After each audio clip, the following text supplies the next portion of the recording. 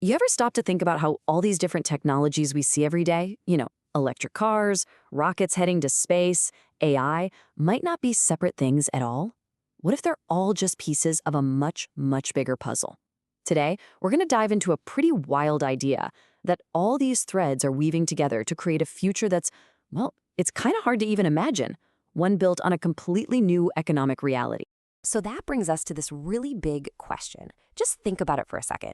Everything we make, everything we do, every service out there, it all boils down to two basic costs: the energy to make it happen and the human labor to do the work. So, what on earth happens when both of those costs start heading towards zero? So, to wrap our heads around this, we're going to follow a single moment of realization. This whole idea doesn't start in some high-tech lab. Nope. It starts with one person looking up and suddenly connecting all these dots that have been hiding in plain sight the whole time. Let's picture this. We're following our protagonist, Hannah. She's driving through DC, right past the Capitol building. She looks up, and for just a second, she sees this tiny, faint light moving fast across the sky, a satellite. Now, for most of us, that's a cool little moment, and then it's gone. But for Hannah, it was like a lightning bolt, a moment where all the pieces of the future just clicked into place. And in that split second, it's like all these different puzzle pieces just slam together in her mind. She sees that it's not just about one cool invention. It's about how self-driving cars, solar panels, humanoid robots, cheap rocket launches, and global satellite networks, how they all link up to form one single, incredibly powerful system that could totally reshape our world. All right, so let's unpack this. Let's start with the first massive piece of this puzzle. It all begins with energy. The juice that runs our entire civilization. The idea here is, honestly, it's both simple and absolutely massive. A world powered almost completely by the sun.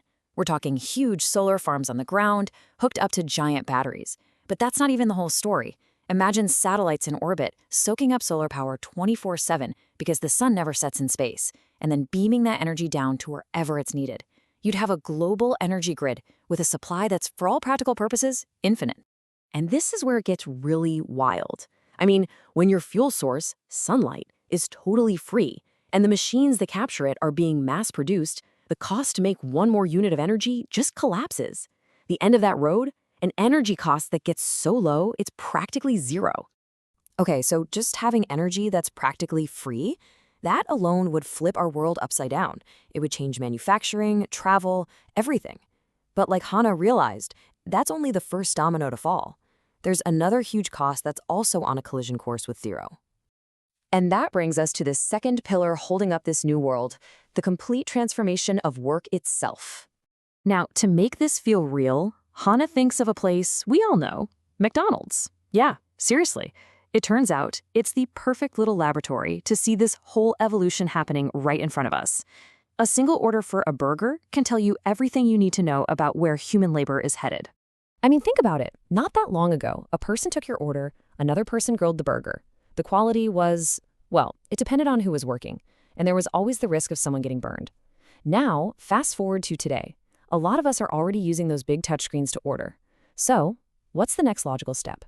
Humanoid mobots in the kitchen, cooking every single patty perfectly, every single time, making sure every burger is identical, with zero chance of a human getting hurt.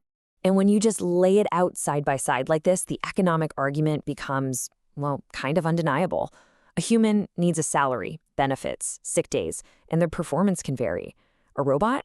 You have that big upfront cost, sure, but then it works around the clock, never gets tired, produces the exact same result every time, and you have no workplace injuries.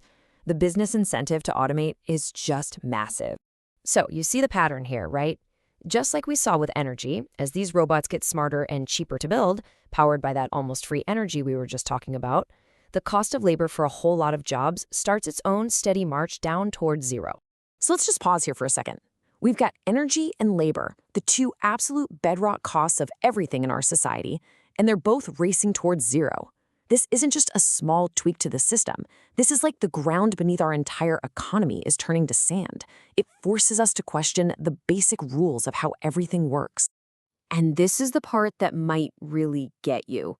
Hannah doesn't see this as some distant sci-fi future.